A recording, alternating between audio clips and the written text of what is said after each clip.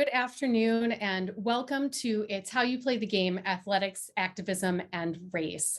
This conversation is part of the What's Next series of roundtables hosted by the College of Liberal Arts at the University of Minnesota. My name is Megan Mell and I'm the Director of Alumni Experiences and College Events for the College of Liberal Arts.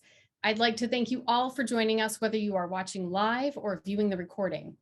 To begin, I first want to acknowledge that the University of Minnesota Twin Cities is built within the traditional homelands of the Dakota people. It is important to acknowledge the peoples on whose land we live, learn, and work as we seek to improve and strengthen our relations with our tribal nations. We also acknowledge that words are not enough. We must ensure that our institution provides support, resources, and programs that increase access to all aspects of higher education for our American Indian students, staff, faculty, and community members. This afternoon's conversation is part of a series of roundtables addressing the important question of what's next for us to eliminate institutional and systemic racism in society. The series seeks to engage experts from the College of Liberal Arts, as well as throughout our community and beyond. Throughout today's conversation, I encourage you to submit a question for our panelists and moderator to address in the second portion of the event. To do this, you can click on the Q&A button at the bottom of your screen and enter in your question. This event is being recorded and will be shared out with all registered participants and will be available on the What's Next event page. And you can also view recordings from past roundtables there as well. We'll put that link in the chat. Our moderator for this afternoon is Dr. Doug Hartmann, Professor of Sociology at the University of Minnesota. Professor Hartmann is the author of Midnight Basketball, Race, Sports, and Neoliberal Social Policy, and Race, Culture, and the Revolt of the Black Athlete, the 1968 Olympic Protests and Their Aftermath. Professor Hartmann is also co-author of Migration, Incorporation, and Change in an Interconnected World. Professor Hartmann, with his colleague, Professor Chris Eugen, publishes the Society Pages, an open access social science hub, and he co-edits the Critical Issues in Sport and Society series at Rutgers University Press. Professor Hartmann is currently working on a book about the contested new politics of athlete activism and Black Lives Matter, tentatively titled Take a Knee Nation. Professor Hartmann, thank you for joining us. I invite you to begin today's conversation. Thanks so much, Megan, for that wonderful introduction, and indeed for all the work that you've done to help bring this together. Also, shout out to Emilius White. Emilius and Megan together have done amazing labor, not only for today's event, but for this entire series. Today's panel is going to focus specifically on sports and race in this What's Next context. I think sports is a tremendously interesting arena for this conversation. It's an arena where African Americans have been prominently represented and remarkably successful, yet also face persistent stereotypes, inequalities, and injustices. So that set of tensions, both positive and challenging, I think make it an extremely visible and important space for us to think through and think with. We have a fabulous and amazing panel today who will help us kind of have this conversation. I'll introduce them in just a minute. But just to be clear, what we're going to talk about is sport as a site of activism and social change. We're going to also talk about the DEI work being done in various settings and levels represented by our colleagues here in terms of the Big Ten and NCAA, in terms of media, as well as in terms of grassroots, youth, and community sports and foundations, and kind of the different opportunities and challenges posed in each of these settings with respect to next steps towards eliminating racism and systemic and institutional injustices in our societies. Hopefully, we'll also be able to touch a little bit on the larger role of sport and significance of sport in our society with respect to race and social change in a grand way. So we want to keep it not only about the silo of sport, but also think about sport's larger place in our society. The agenda, in just a moment, I'll introduce our panelists. And then I'll be asking each of them to talk a little bit about their work and their organizations and how they see the issues of race and racism and injustice and challenging those playing out in the context in which they work. We'll go kind of one by one through them and have a little bit of conversation. We're planning to allow ample time for questions and discussion. that'll probably start about halfway through our time. We're going to shoot for about 1 hour and 15 minutes. We might go a little bit longer than that. And also, I should let everybody know anytime along the way, put questions in the question function. But just so you know, we've got over several hundred people registered for this event. We've already got 27 different topics that those of you who have registered have already posed for the panelists. So we've got our work cut out for us. I'm sure we won't get to everything, but hopefully we'll get through a lot. So that's the plan. I'm going to start now with some introductions of our esteemed panelists. First panelist will be Lea Lewis, who's the founder of the Lewis Sports Foundation. As an educator, counselor, and mentor to athletes on all levels, Lewis is committed to the development of young athletes and attempts to find them balance and perspective on their lives. After a number of years of sponsoring sports camps for youth around the Twin Cities, and of course, an 11-year career as a wide receiver for the Minnesota Vikings, Lewis founded the Academy in 1983, realizing the lack of life skills being taught to high school athletes at the camps that he'd seen or been involved with. In 1999, the Lewis Sports Foundation adopted all these programs and took them to some other levels. Programming efforts today now focus on supporting youth participation in sports camps across the state. And the foundation also offers financial support for the unique educational and physical talents of young student athletes across the metro area. Welcome, Leo. It's a privilege to have you here. We'll get you unmuted when we get there. Yeah, that's one of those particulars that didn't work out well. Well, thank you, and welcome everyone. Our second panelist is Lea B. Olsen.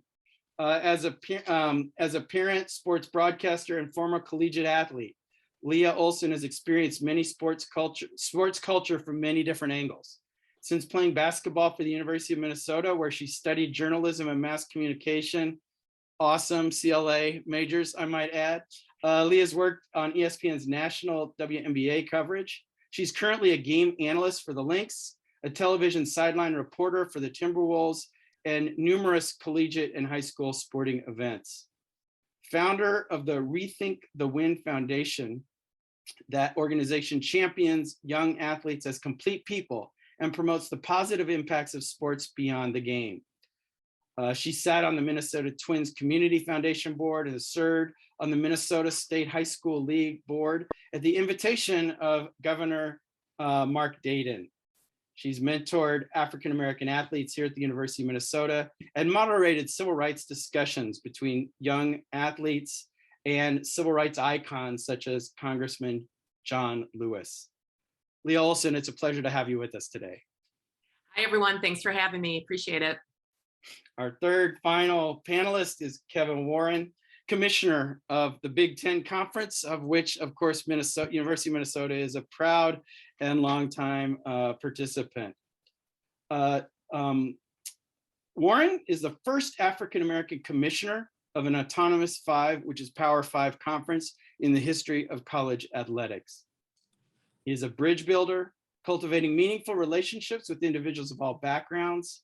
His leadership is predicated on an unquenching thirst to dream the impossible dream of helping others tap into their potential. Nearly 30 years of experience in the sports industry, he served as Chief Operating Officer of the Minnesota Vikings, overseeing the day-to-day business operations and all businesses related to the team, including 2 state-of-the-art sports facilities, US Bank Stadium and the Twin Cities Orthopedic Performance Center. An advocate for with aspirations to lead by example and chart new trails for those to follow with dignity and grace. Again, Mr. Warren, Kevin Warren, thank you for joining us here today. Yeah, Professor Hartmann, thank you for the invitation. It's good to be here. Good to see everyone. All right, so thanks everybody. I'm gonna jump right in. I'm gonna throw our first question to Lea Lewis. I'm gonna ask him to talk a little bit about recent sports activism and maybe put this in the context of broader historical trends and developments in our society. And I'm throwing this to Leo so everybody knows, because not only is he an amazing organizer and advocate for youth sports. He also teaches courses here at the University of Minnesota once in a while, and sport history and sports sociology are one of his areas. So I thought no one better qualified on this panel to give us a little historical and context and perspective to frame the conversation that we're going to have here today. Leo? Hey, well, thanks a lot, Doug. And, certainly I've been an administrator at the pro level and the college level, as well as high school level. So I've seen these student athletes as they've grown in breadth and certainly with age, and how they've really been resilient in understanding their plight as student athletes. I think one of the things that I always want to refer to are some of the icons in the field. And, we can mention Harry Edwards, who has really been a stalwart of activism in sport, and most recently, David Zirin, who you've had, Doug, on this webinar series a number of times, who has really looked at the political aspects, primarily in context with sport and activism.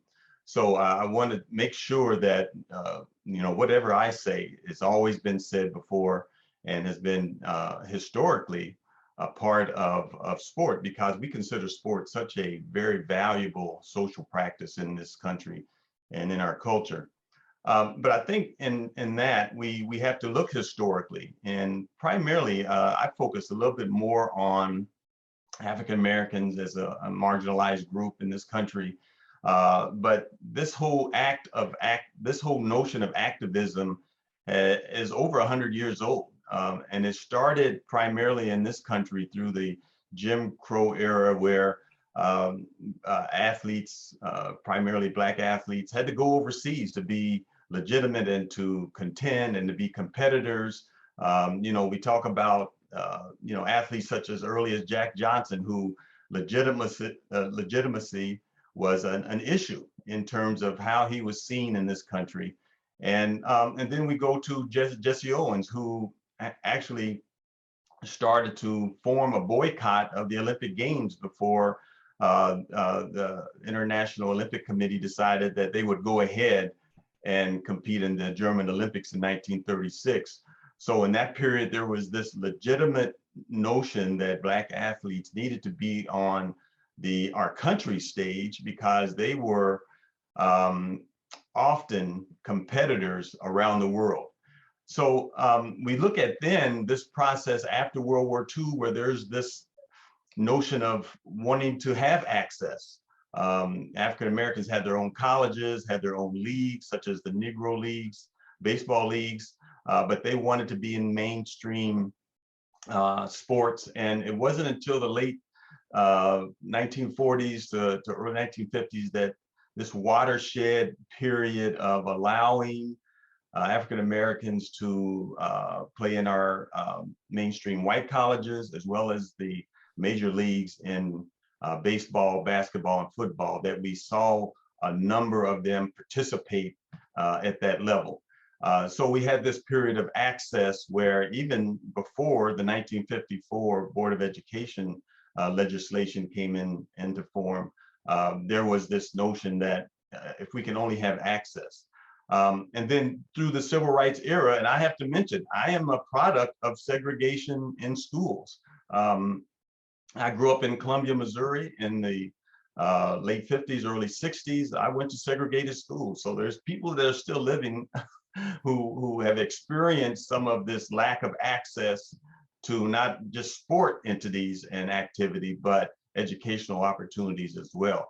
And I think that's what brought on the civil rights movement. And we also saw the women's movement, where, we're getting the right to participate. We're getting voting rights, for example. We're getting opportunities to, in the case of women, the opportunities to participate in public education. But we wanted more respect and dignity when it came to our participation in sports. I think all of this is a form of activism, forms of protest in some respect. Certainly at that time, we see icons such as Muhammad Ali and Kareem Abdul-Jabbar, who made us aware of the intersection of religion and sport. Billie Jean King came on and really was a advocate for equity in sport, particularly gender equity in sport. And then nowadays we're seeing some of the same thing. They're not doing it the way athletes of the past had to do it. But I think we're looking at this cult of celebrity and position that most celebrities have as sportsmen and sportswomen. And we have seen it played out consistently. Megan Rapinoe, who has taken on the equity charge that Billie Jean King started, as well as the Williams sisters, who have really pointed to race and gender in tennis. And certainly with the 50th anniversary of Title IX, we are still working on institutions to do better. So I think the way we see icons such as Colin Kaepernick, Steph Curry, and LeBron James, who have taken their own stances, they have utilized their position and their celebrity to make these active stances well known. So that's some context into kind of how over history activism and protest has taken different forms and for different reasons. And right now we see that student athletes and professional athletes are taking it in a different fashion. And it's always been through legislation and rules and regulations. And I'm sure Kevin's going to tell us about, from his vantage point, how that's been profitable and productive. Thanks so much, Leo. I think history is super important. I just take one of the biggest things you're saying. None of this is new. There's a long trajectory of progress and change in and through sports.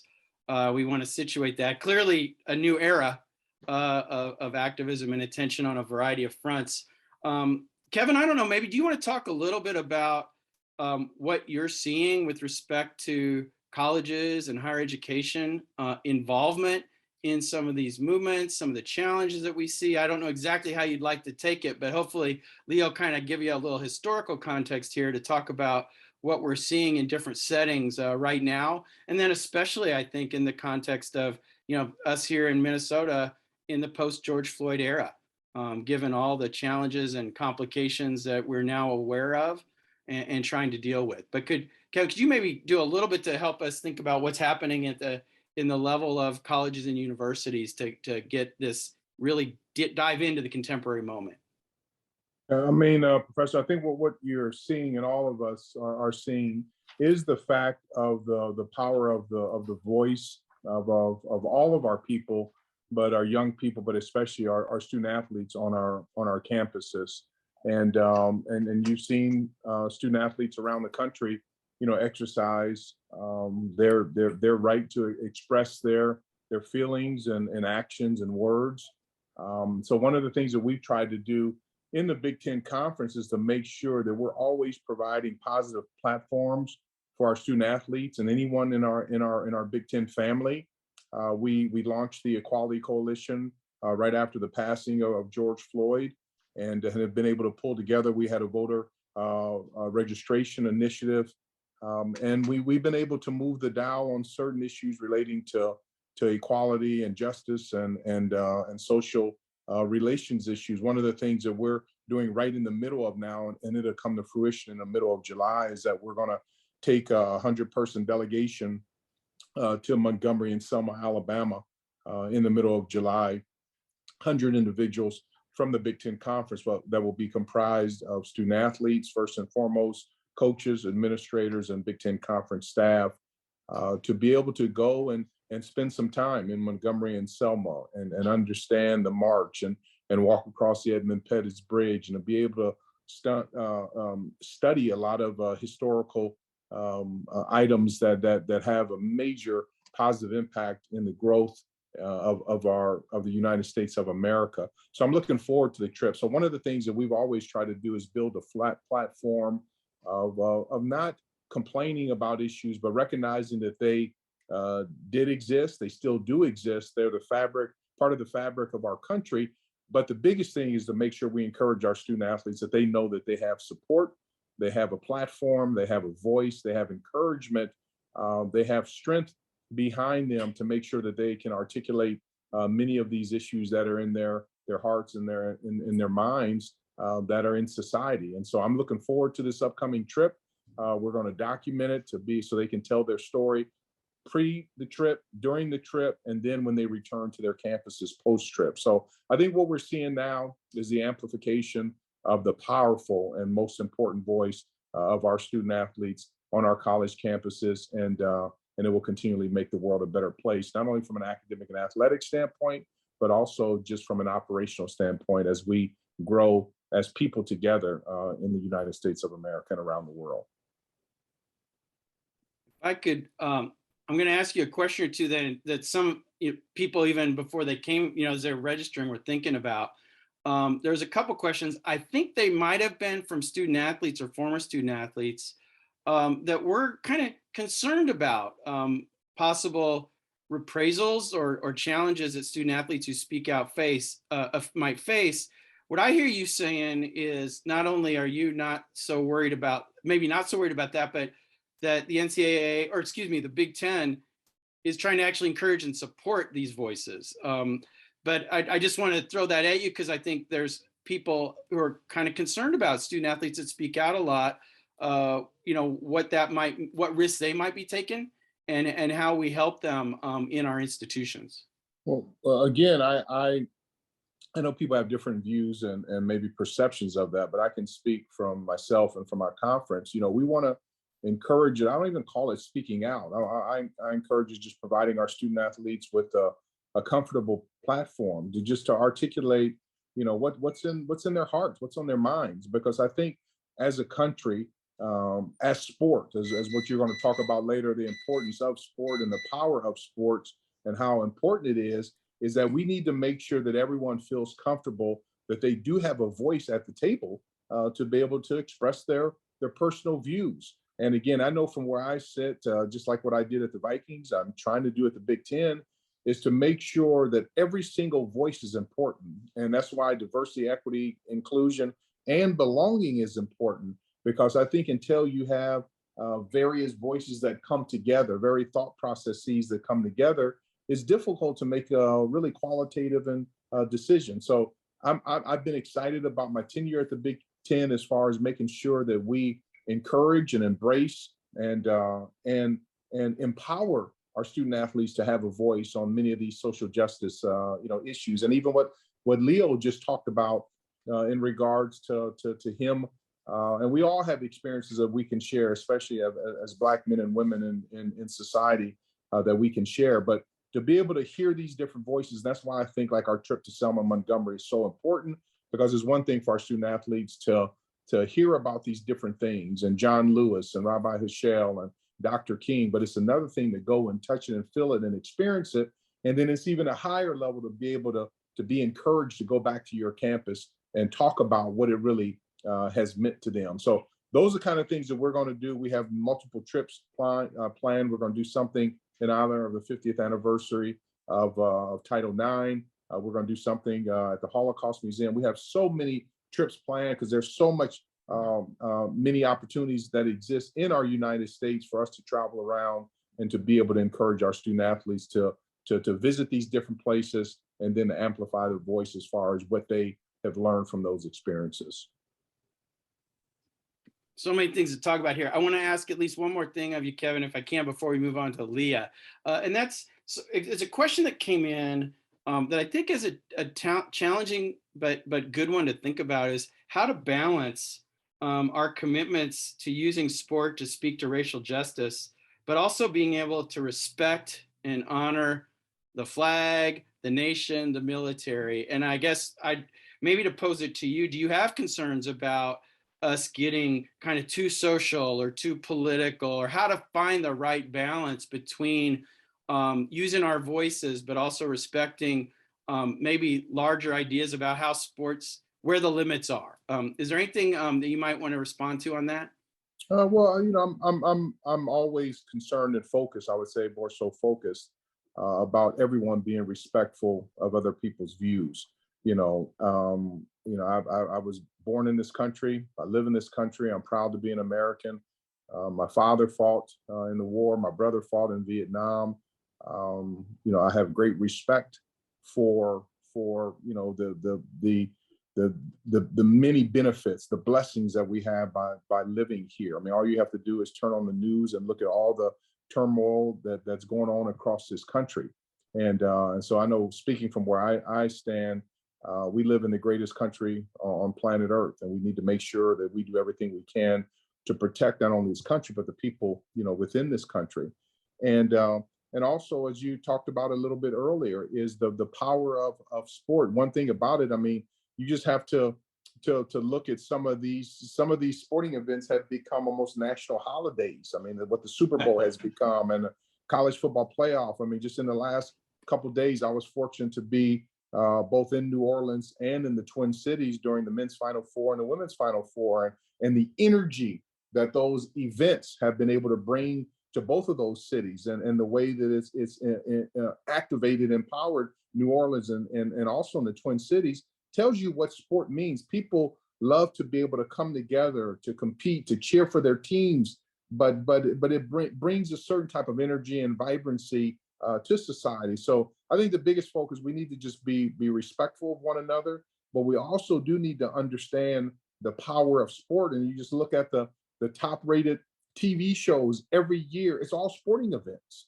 And so I think so long as we continually remain conscious of that, remain sensitive, remain respectful of that, we have an opportunity through this vehicle that we call sports, whether it's at the high school level, college level, professional level, or Olympic level, to be able to change the world for the better.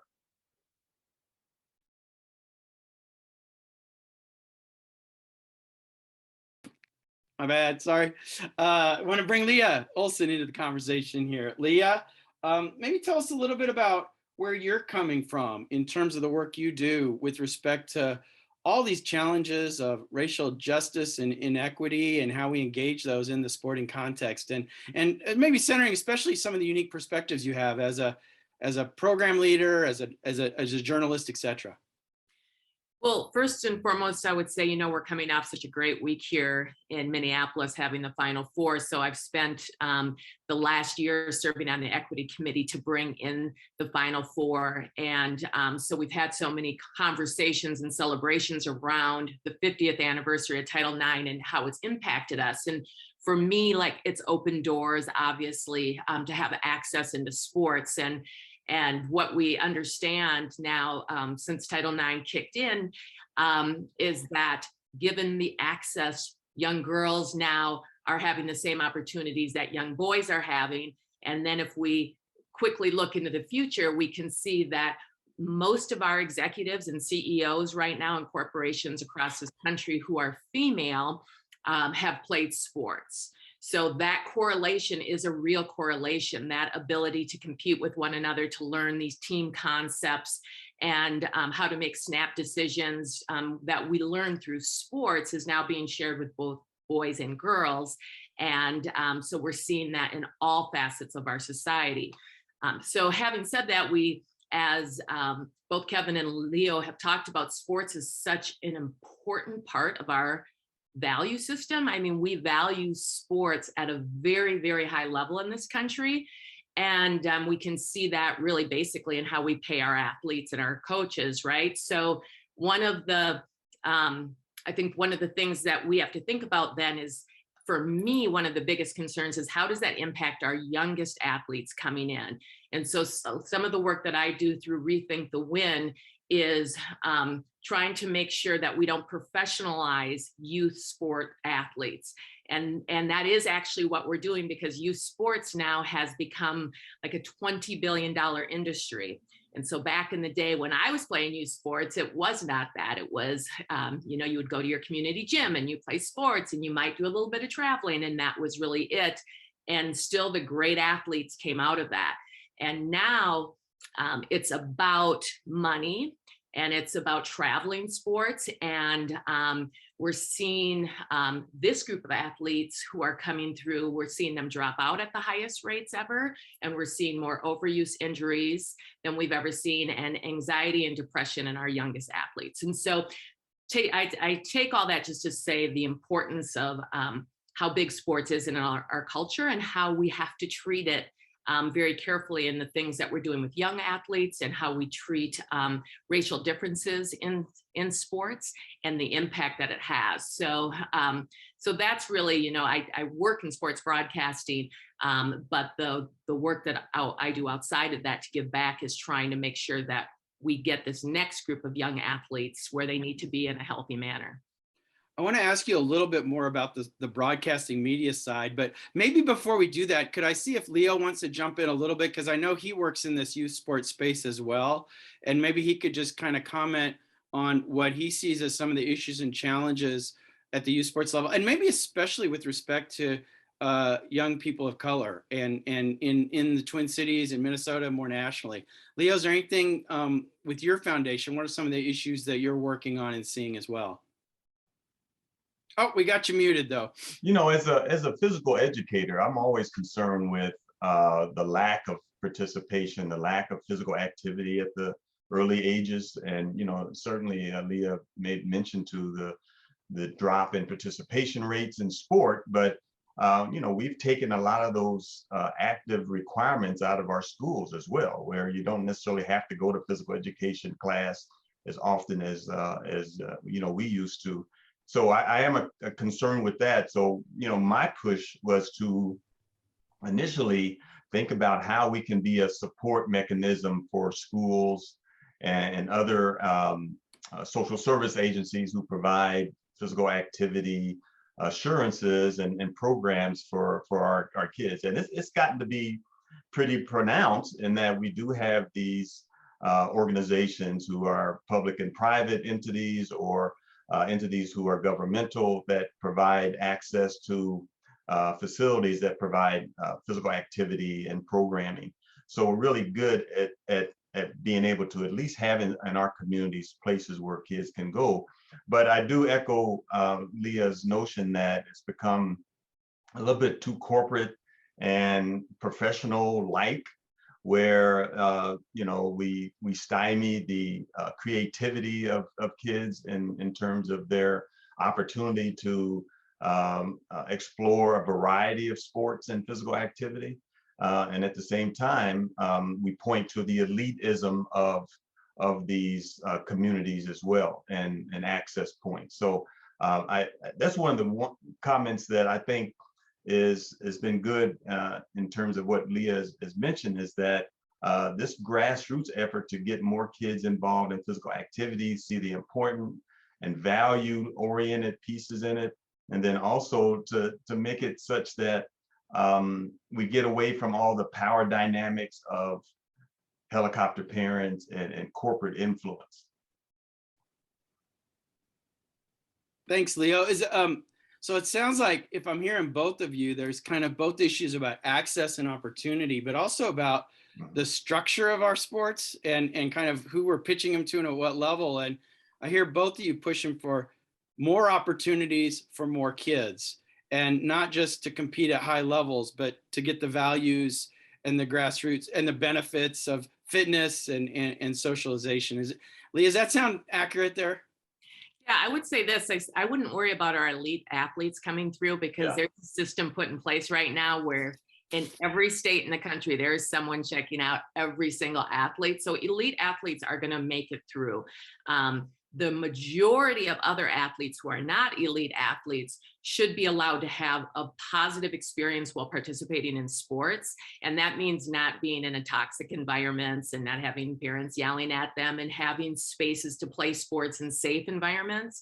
And so those are, I think, the athletes that we need to look towards. And I think in particular after COVID, we're seeing that kids who are being left out are usually kids in lower socioeconomic groups, and usually kids of color. And so then we're going to see the balance down the line for our athletes. We're going to see the disparities kick in. So it's really important that we kind of covet and take care of this group that is being overlooked. Before we move on, and I'm already seeing a lot of questions come in, and it's going to be fun to respond to some of those. Lea, could you maybe just give us a little bit of a sense of how you see systemic racial issues and then anti-racist movements and justice movements playing out in the media market, in the media realm, whether it's broadcast journalism or any of the ways that you can kind of help us see a little bit about the racial issues and possibilities with respect to broadcasting, both sports broadcasting and more generally, however you'd like to frame it. Well, probably more, and I guess to answer that question, how I would see it is trying to bring in more voices of people of color into that realm. This has not been a field that has historically been particularly friendly to people who look like myself. When I was coming through, I did not have any role models. I kind of made up my route to get in because I knew nobody here locally in Minnesota who could serve as that person who worked directly in sports broadcasting, doing the work that I wanted to do.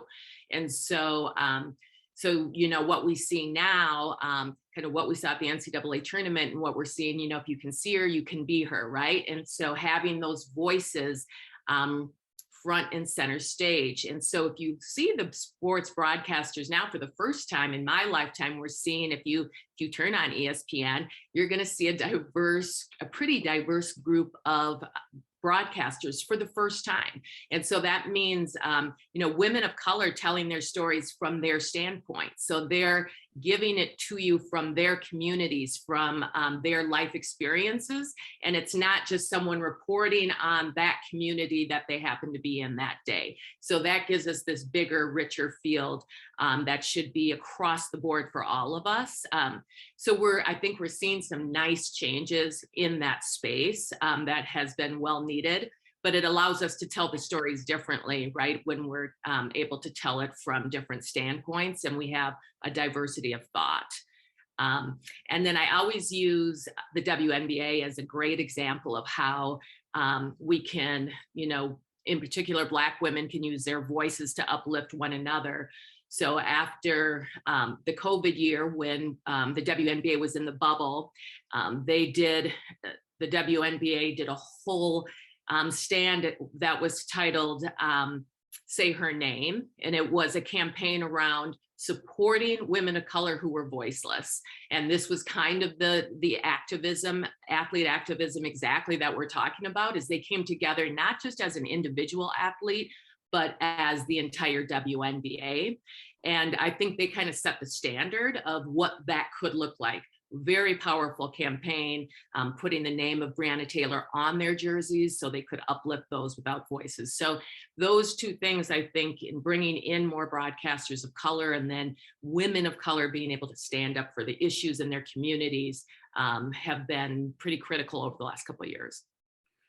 I'm really glad you mentioned the WNBA. I think a lot of folks in Minnesota are proud, of the Lynx and the stands that they've taken over the years. But I think it's also important because what I heard you describing was some natural social change and process where voices are starting to come in. Takes time, slow, uncertain. So it's important to think about who are really pushing the envelope and pushing things forward. And so I really appreciate targeting and calling out and celebrating the WNBA as actively leading a push, not just organically, naturally letting it happen, but really pushing for this change. And I know you're part of that. So maybe we're preaching to the choir on that a little bit, but I think it's important to do. I think it's been really successful too. And I think we saw the NBA and MLB really kind of look at the WNBA, which is really cool to think that they were looking at the women's league as how to do that and move as a group, because it is complicated. And let's not assume that everybody in the WNBA agrees on all these topics because they don't, right? So it's really, they're having difficult conversations with one another, but understanding that their voice is more powerful together. Thanks. So we got some questions coming in. I want to start working into those a little bit. Before we get to a question, I just wanted to mention there's a comment from a couple people, I think just reinforcing the points that Leo and Leo were making about youth sports and the challenges parents are facing and feeling. And I think there's both specific aspects of that for communities of color, parents of color, but also just across the whole range of youth sports where families and parents really struggle. So there wasn't so much a question, but I think there was some giving shouts out that that's what people are going into. One question that I wanted to raise, that's a tough one. And I kind of want to switch from the grassroots youth sport back to elite sport, especially in college and universities. A question that came in actually from several people, even in advance of the panel. And I want to, Kevin, if you could start us thinking about this. It was kind of raising concerns, and some of it's familiar, some of it's new, about how the NCAA and all of us that are part of the NCAA use and maybe don't always treat as well as we could our Black athletes. Questions about basketball and football, and whether we ask too much and don't give back enough to collegiate athletes in those sports, especially as we're celebrating the contributions that they can make to causes of racial justice and social change. I'd like everybody to be thinking about that, but Kevin, maybe I can put it to you first, because it is seem one that really kind of pinpoints and puts us who are in colleges and universities on the spot to think about the athletic systems that we have, what we ask student athletes to do, what we expect of them, and what we can give them in return in terms of not just reward, but support. Yeah, I mean, these are issues that have been raised for many years, probably from the very beginning that college athletics has become integrated. It's something quite naturally, me being a Black man in a sports conference and being a former student athlete, having both sons and a daughter who were collegiate student athletes. My son is currently a collegiate student athlete in the Big Ten.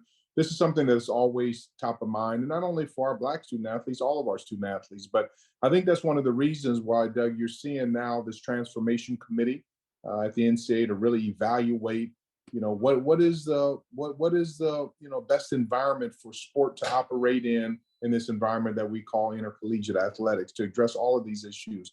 How much is enough? What's a reasonable participation week? I think that's one of the reasons why you've seen the positive explosion of name, image, and likeness to afford student athletes across the country in the Big Ten and all of our conferences an opportunity to monetize their name, image, and likeness. I know in the Big Ten, we focus on our student athletes' mental health and wellness. We have a mental health and wellness committee that we're working on. We can always do more. We can always do better. But mental health and wellness is important.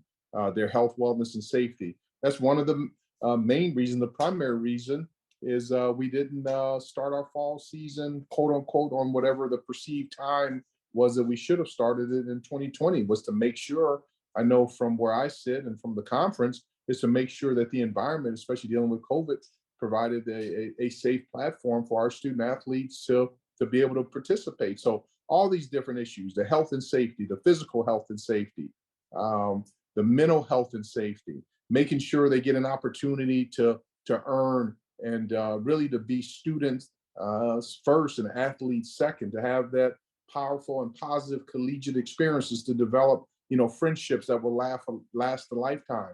So few athletes, and as Lea made a wonderful comment, all parents think that their children are going to play professional sports.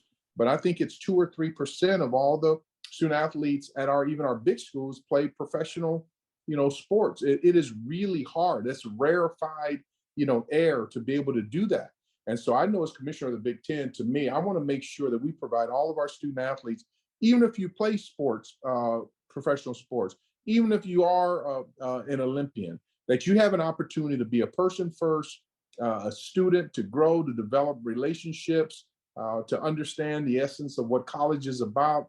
If you want to become a doctor or a lawyer, and I know I can speak for me. I started off in college as a pre-med student.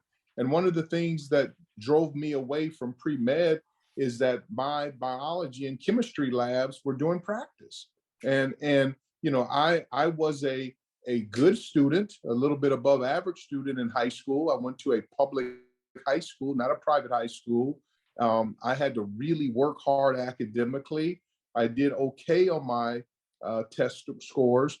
I was fortunate to be right at that entry level, barely to get into an Ivy League school. But I go to the University of Pennsylvania. I had roommates and classmates that had perfect ACT and SAT scores. I had never even heard of that. I had, roommates and classmates who had gone to private schools and who had gone to boarding schools. That's the first time I had heard of Exeter and Choate and all these boarding schools. Parents had traveled to Europe and skied in the Alps and had summer homes and winter homes and gone to plays. I had never had an opportunity to enjoy any of that. And so you dropped me at the University of Pennsylvania at 17 years old to play as a true freshman. And when reality hit me, and that's probably why I'm so passionate now about our student athletes have a chance to get a world-class education. I remember it was about 3 days straight that I was walking down Locust Walk to practice, and I had a couple classmates going the other way, and they asked me, "Where are you going?" And I told them I was going to practice. So where are you going? They said, "We're going to do extra lab study." And these are individuals who have perfect SAT scores. I said, something is wrong with this. That's one of the reasons why I switched out of being a pre-med major. So it's all those different things that I just want to make sure we create an environment in the Big Ten and in college athletics, as you have alluded to, that we provide our student athletes with an opportunity to learn, to grow, to become great students, to do all that they possibly can, to be able to be valuable citizens. Lea talked about it, especially from a women's standpoint. So many of our CEOs play college sports.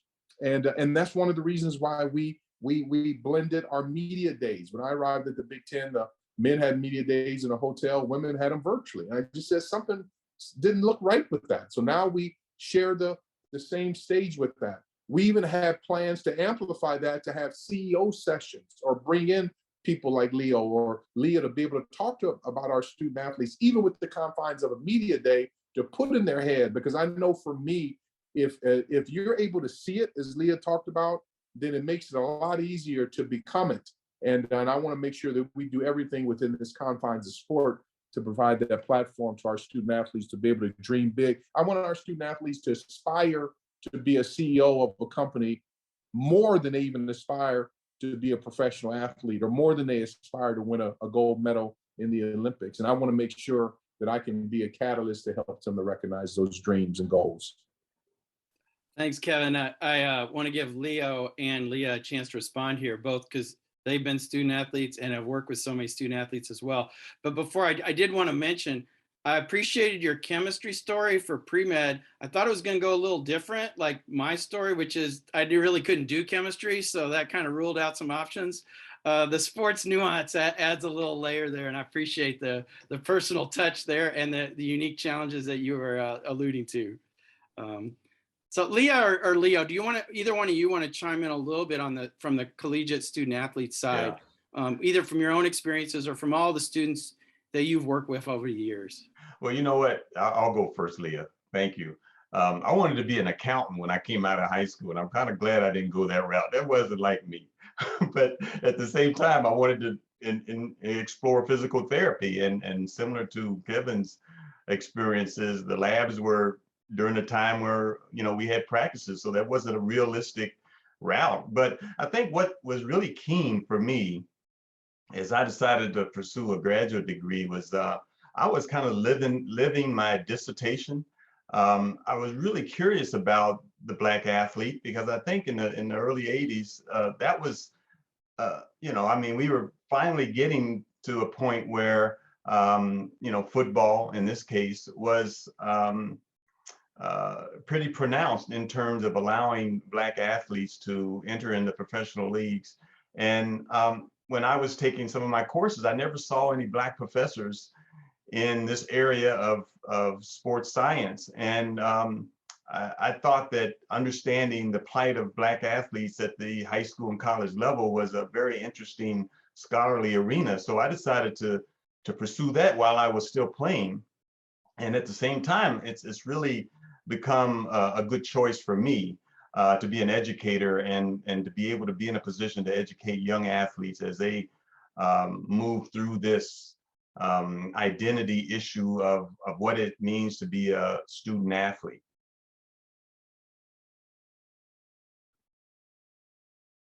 Well, I'll jump in. And when I think about the issues that I hear from student athletes right now, I feel like a lot of it is around, especially because with young athletes now, because they spend year-round playing sports and have since they're 5 years old, when they are done being an athlete, we find that student athletes are really lost. Their identity has been lost. They don't really know kind of how to move forward. And one of the things that I'm seeing that's really great is that there's a lot more help from the universities to support these athletes. And one is that thought that you can get that degree no matter what when you're done playing, right? So like if you those, I think that's usually more when you're on the track to be a pro player that you can't finish up your degree. But it's really cool right now to see athletes taking advantage of getting graduate degrees while they're coming through, especially this group that's coming through COVID, since they're playing so many years. But I think that piece is really important. And then kind of supporting them afterwards. There's a sense from athletes that like, I've kind of been used up at the age of 23 years old, and I don't really have a focus, and I don't know how to move from there. And so there's a lot more support around those athletes. And that's one of the things that I've seen that's changed from when I was in college, is that you're not just kind of disposed of or kicked out the door when you're done playing, that there is a space for you and people are supporting you, long after your playing days are over. Great. I've got a bunch of questions. I keep looking down because I'm trying to keep track of the chat as well as the questions that had all come in advance. I have a question I probably should have asked Lea earlier in the conversation, but I want to throw it at you now. And Kevin, I might be interested to hear your response on this too.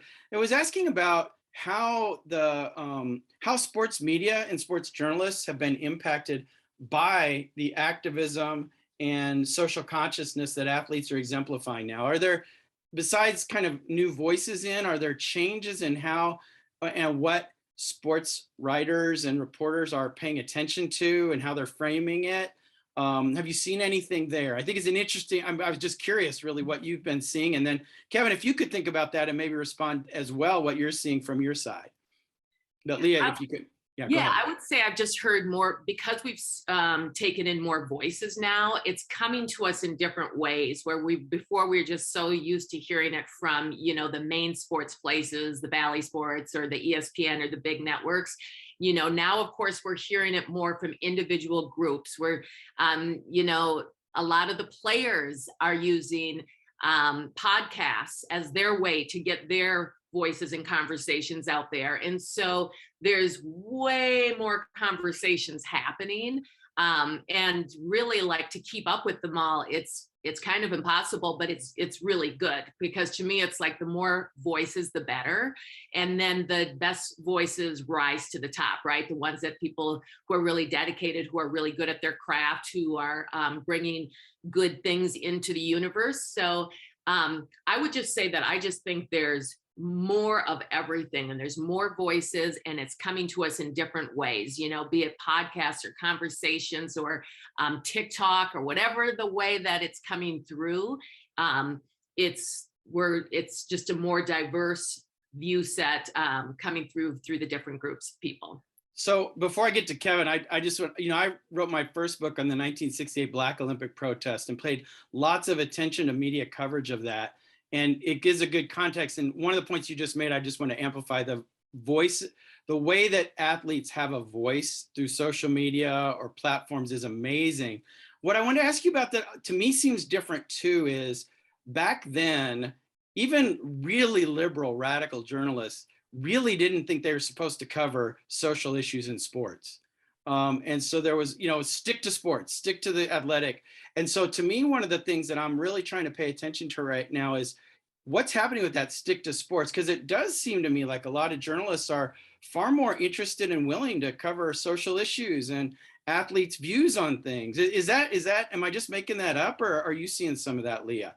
No, I think it's the younger generation that's demanding that. Like they're very much set on, this is who I am, this is what I believe in, you can follow me or not, but this is what I'm going to bring to the world. And so when you see like LeBron James and his media group and what they're bringing, it's all socially conscious. It's all about Black men in America, how they're showing up, how they're being treated, all of those things. And so I think that has moved and has shifted. It doesn't mean that that's all we're covering. It doesn't mean that that's necessarily what everyone wants to hear, but I do believe that this next generation is saying, you can't take part of us and not take all of us.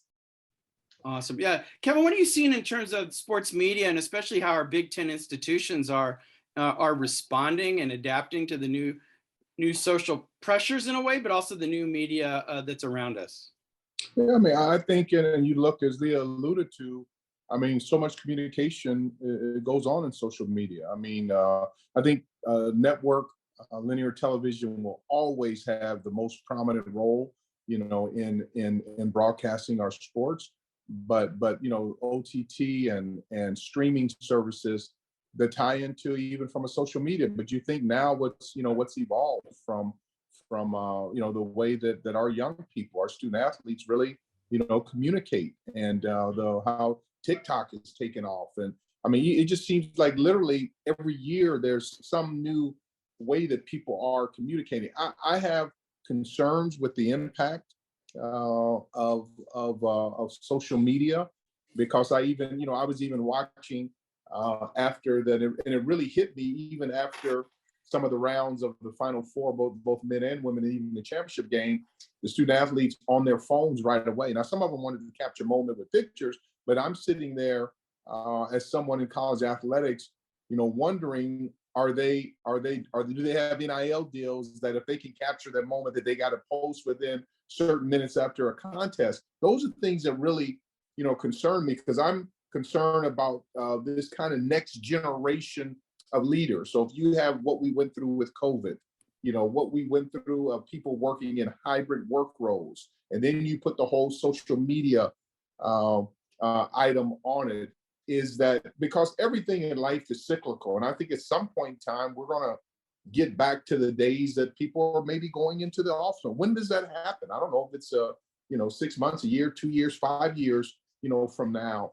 But still, that human connection and that human interaction. It was interesting just to watch the crowds in New Orleans and in Minnesota. People are excited about being together. But I do get concerned, and I would challenge you and everyone else, the next time you go to a restaurant, just look around at the tables of how few people are having conversations with each other. And that's one of the reasons why I focus when I have dinner with my wife and our kids, like, let's put our phones down. Let's talk. So many people, you go to these dinners, people are on social media, they're looking up stuff, they're reading, they're partially paying attention, they're not, it's not good for, you know, really from the brain standpoint. And I think we as human creatures were created. Some of our core infrastructure requires us to have interaction with each other. So social media, you know, used in the right environment is healthy. I think it's a way both Lea and Leo have talked about it, to be able to amplify your voice in a positive manner to get the word out. I saw, you know, many of our athletes, both black and white, have been able to move the dial. I remember J.J. Watt a couple of years ago raised an enormous amount of money, you know, to help so many people via social media. So I'm all for that, but I'm not for the bullying over social media. And, you know, we had a number of student athletes in the conference last year who maybe didn't play as well as people thought they should have in the tournament. And they had, you know, they were things that were said by fans to them are really unfathomable. And so those are the concerns I have. And again, back to having a normal life, I just want our student athletes to have an environment where they can be supported, loved, encouraged, but to be able to communicate and build relationships and not worry about spending so much time on getting certain posts in, and that social media starts to impact them in a negative manner.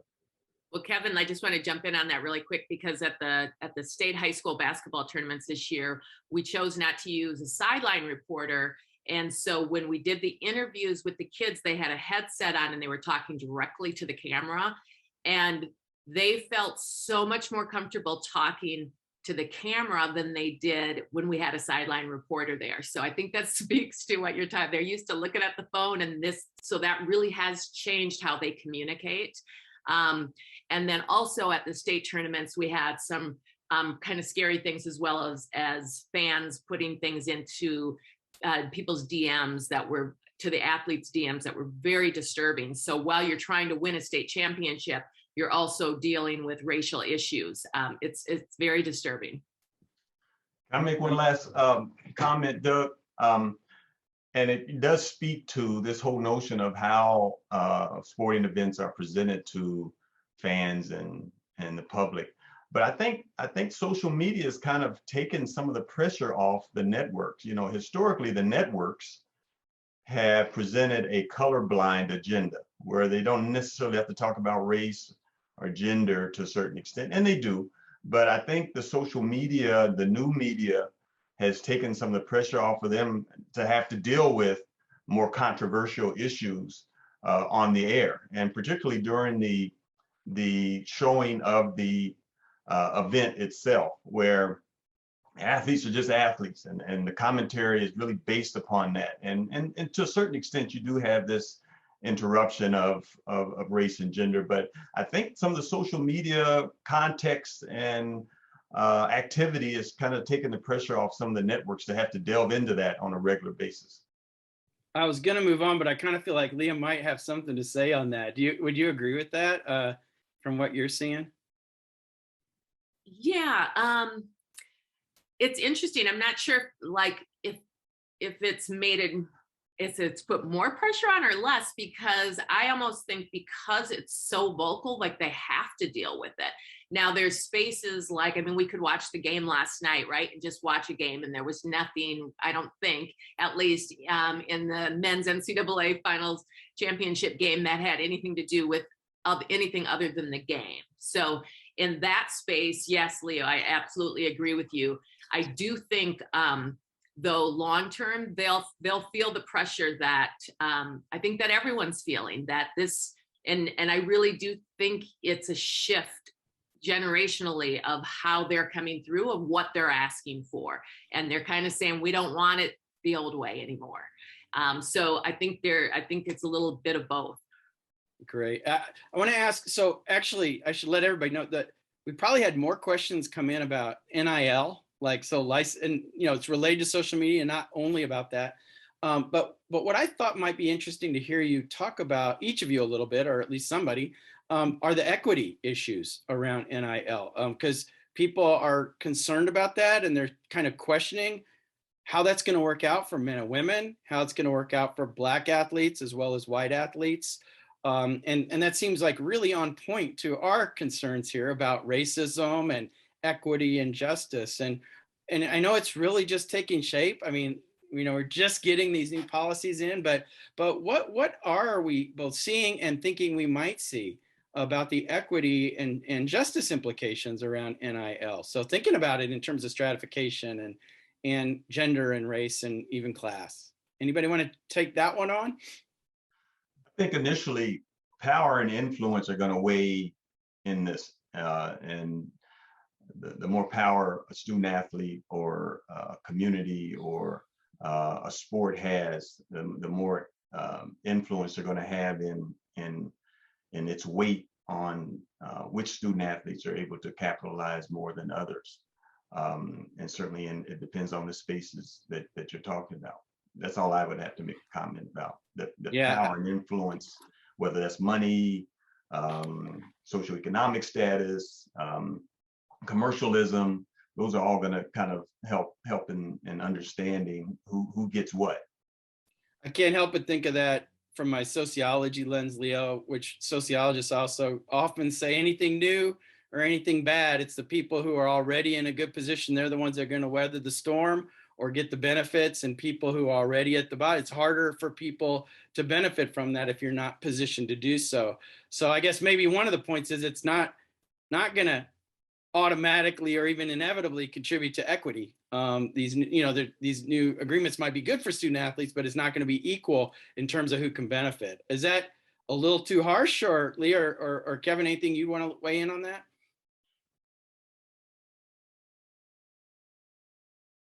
I think the biggest thing is just it's still so new. People are still figuring this out, you know, as we go. My big concern, you know, is that parental viewpoint of our student athletes is to make sure that student athletes are never kind of encouraged to get outside of their comfort zone, you know, from an NIL standpoint, to create more kind of revenue, you know, for them. So up until now, I think they've stayed true to their values. I really like what Paige Beckers did, you know, even from you what she did in the Twin Cities here of helping individuals who are struggling with food insecurities. So I just think so long as we can keep it in the positive realm, the better I feel about it. I would feel awful if it ever got to the point that anyone was using, NIL opportunities from a negative standpoint. I've got, Lea, were you going to respond on that? I didn't mean to. Yeah, just really quick, I was just going to kind of echo the same thing. It's so new, it's just kind of hard to speak on because you don't know. But like, of course, I'm loving that Paige Beckers is, one of the top in the country because, of course, that's like, all right, the girls are going to get their pay. I think we know that football is probably going to be the top dog, right? And I think it's probably, if I'm just kind of guessing, it's just going to be a small group. I just don't think that across the board, you're going to see tons of athletes who are sitting on teams who are going to be used for corporations, like that corporations will want to use these athletes. I think it's going to be, either you're so great athletically or you're a unique personality. That's there's a couple of guys I know out there who have like just kind of cool, unique personalities that people are interested in. Outside of that, I'm not sure how many businesses are going to want to invest, but we will see. I just want to say thanks to our audience that's contributed questions either right now or previously. I was going to mention there's a couple questions that have come in about what colleges and universities are doing to support student athletes after sports and how to support student athletes who are trying to use their voice and their platform. I hope those have been addressed at different moments already. So thank you for posing those questions, and panelists for already, I think, giving some specific answers about all that's happening. I'm going to package several questions here together and let invite our panelists to respond. Questions about what is the role of different institutional actors with respect to issues of racism and equity. So there's questions about what's the coach's role on this. Another question that came in is, what are we doing in terms of officials and referees, and how do we support BIPOC officials in our institutions? And then even a question, it was only one of these, but I think it's an interesting one, about, is there a role for unions to play in terms of helping to support our student athletes as well as bring about racial equity and justice? So I'll throw all those together. It was a whole different set of questions, but I wonder if any of you might respond, either coaches or officials or unions. What are the role of those actors in our sporting spaces to both confront injustice and inequity and also maybe bring about racial change? I'll leave the floor open for whoever wants to jump in first. Doug, I'll just take, if we can break them up for each, for Lea and Leo and myself to take kind of one of those. I'll take the officiating area. One of the things I'm really focused on, and I think you'll see the Big Ten start to play an important role as we go forward, is really the treatment of officials. That's an area that I'm very concerned about, and sometimes the glorification of mistreatment of officials. I just think that studies are showing recently that very few people are willing to get into officiating anymore, even at the high school level. If we don't develop high school officials, it's tough to then develop them to become college officials and then become professional officials. And so I think, we as a society, as a community, need to show more respect and decorum, to our officials. We're working on some different ideas here in the Big Ten that we'll roll out at the appropriate time to make sure that, we build a strong officiating base, to make sure they're trained properly and supported. But we do need to make sure that that they do have a voice at the table, from at every level, but that we do also protect the relationship to encourage more people to go into officiating. Are you particularly concerned about those issues for BIPOC officials, Kevin, or is it really more of across the board treatment? I think it's across the board. I mean, I think fortunately I had two parents who were highly disciplined and very demanding, of me from a respect standpoint. And I remember, getting a mouthing off to an official one time early in high school, and my mom told me, then you better never do that again, because if I'm gonna pull you out for the whole year. It wasn't one of these ones of timeout and you're gonna miss a game. I mean, you're not gonna play for the rest of the year. And so from that day on, that was like my freshman year in high school, I never got a technical foul the remainder of my high school or collegiate career. And I think in college, I maybe only fouled out twice. I was always sensitive about making sure to respective officials, but that came from my parents, and I can honestly say if they hadn't responded in that way, who knows? But I'm just concerned as far as the players. I'm concerned about the coaches. I'm concerned about the fans and just the mistreatment of all the officials that we need and society need to do kind of a better job from that standpoint, so we can encourage people, especially young people and former student athletes, to go into officiating. Before Leo or Lea jumps in, I got to offer a big apology to our audience. We've all been using that term NIL, and not everybody knew what we were talking about. So that's name, image, and likeness. It's the policies that are allowing student athletes to be part of social media or advertising and get some payments back for the services that they render. I think all of us are kind of in this. I probably give an overly simplistic thing on that, but the big thing is I feel like all of us kind of knew what it was in this panel, but maybe folks outside of the sports world, or especially outside of the collegiate sports world, might not have known. So apologies on that name, image, and likeness. Big thing happened in the NCAA right now that has a lot of implications for student athletes. All right, sorry for the digression. Lea or Leo, do you want to respond on any of those coaches or officials or unions and the role that other actors in our sports systems have with respect to equity and justice issues?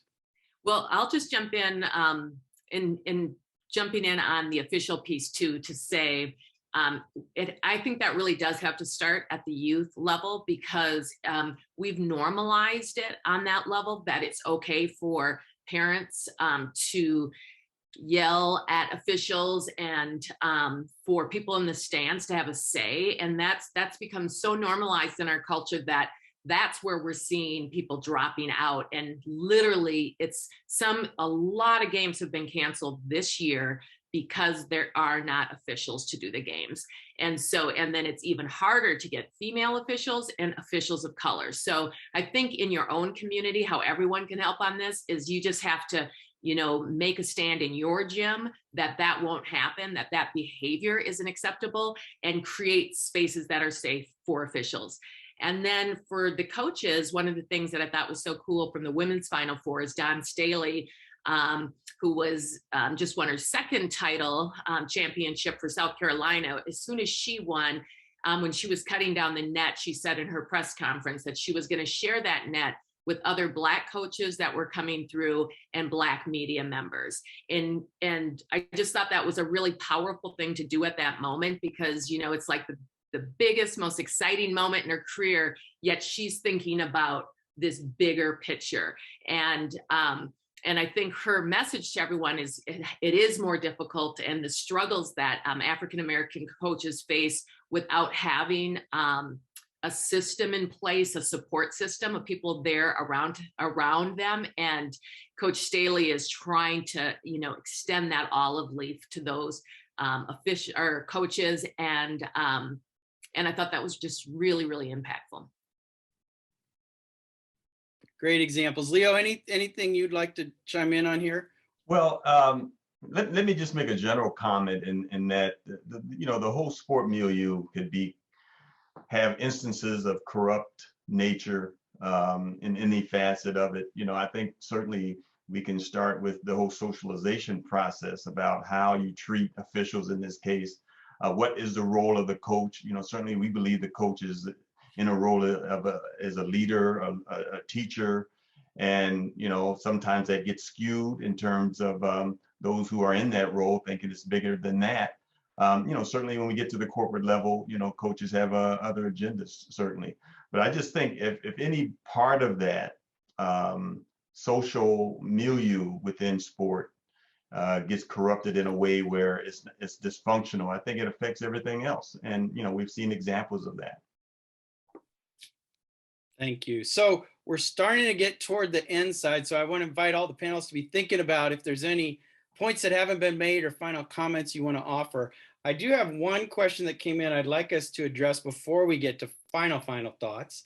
It was one of the last questions that mentioned how much money is coming in, especially in NCAA institutions and the Power 5 institutions. I don't know if it's exactly right, but the questioner mentioned $94 million is anticipated for Big Ten institutions. And I want to, maybe this is going to go to Kevin first of all, others might have thoughts, but a basic question is, how's that money distributed? But maybe I wanted to ask all of you to think about, what should we be doing with that money? And to what extent do we use the resources available to us to speak to challenges of anti-racism and gender equity and social justice? I think that might be something we can all be thinking about, both in the abstract, but also in our institutions and communities. And I'm sure there's versions of this, Leo and Lea, at the grassroots community level. Probably the numbers aren't quite so big, but when we do have resources available, what are we doing with that? How are we making those decisions? And how are we using that to advance to these causes that we often have say that we stand for in the sports world, but we need a lot more attention to, probably in our world and definitely in the worlds that we live in. Kevin, is that something you could maybe help us think through here as we begin to wrap up? I wouldn't even be able to do it justice. I would encourage us to have a whole nother panel on this, really, because the whole money and the impact and what does it go to and where does it go and why and the structure and I mean we should. I mean I think you've already got your next panel and discussion. That's a bigger element for us to discuss appropriately. So I'd be doing it injustice trying to give an answer here in a minute or two. But that's an area, and that's part of this whole transformation that the issues in sports that we're talking about, and it's not even from a race standpoint. That's one element of it, but just from a global standpoint. But we need to talk through what really the essence of a scholarship means and the value of it, and all the positives and areas of improvement that exist. But I think I would defer it back to the group to say that should be another panel that we should all get back on and really unpack those issues, because that is a really loaded question that I think we could have some really positive discussions about. I thank you for it's a diplomatic and pragmatic response. I wasn't even going to raise it, but it was in the chat, and it seems like, I mean, I just want to at least acknowledge that, and maybe if only to realize how big of a question that is. And I love to have panels and have these conversations, so I'm excited to have a next step to go to. Lea, I'll make one general comment. Our culture is I think sport is a social practice that reflects our American values, and embedded in our American values are a sense of meritocracy, gaining things through hard work, but it also reflects our value of materialism and consumerism. And it just so happens in those aspects of it, we sense power dynamics, who makes decisions on what, and money is a root of some of that initiative and motivation. So that's a general comment that I would make. But any change in any of these dynamics in sport are going to be contested, and there's going to always be a discourse about what's good, what's bad, how much, why there isn't enough in a certain area, and that's what's good about it, and that gives us an opportunity to talk about it, and certainly at a different time. And you'll probably all not be surprised. There's people chiming in for a second panel already, so be ready for that invitation, including from Amelia White, our staff person who did so much work to put all this together. So I think Kevin's suggestion might be one that we'll be following. As we wrap up, I want to give everybody a chance.